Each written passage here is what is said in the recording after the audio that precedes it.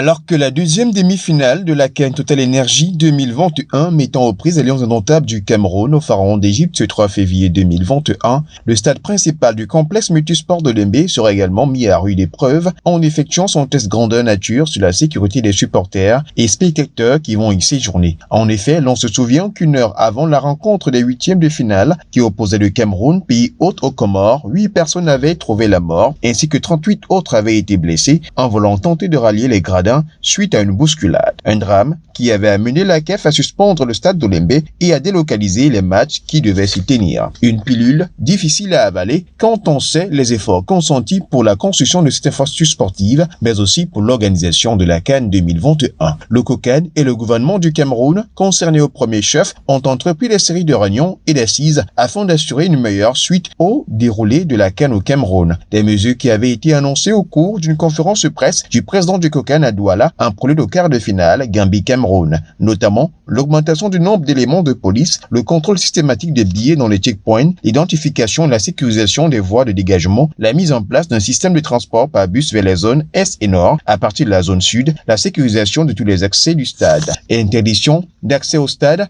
des enfants de moins de 11 ans, l'interdiction de la vente des billets aux abords du stade, ainsi que l'interdiction du testing Covid aux abords du stade. Des raisons qui, de l'avis du professeur Nassis Moulekombi, ont été à l'origine de cet incident. Et à la suite du bon déroulé des matchs de quart de finale à Japoma et au stade Amadou Ahidjo, le président de la CAF, Patrice Motsepe, a tenu une réunion d'urgence avec le COMEX CAF qui a abouti à la levée du bouclier des sanctionnants Olembe, après lecture du rapport du COCAN. Vivement donc que le match livré par Olembe soit de qualité.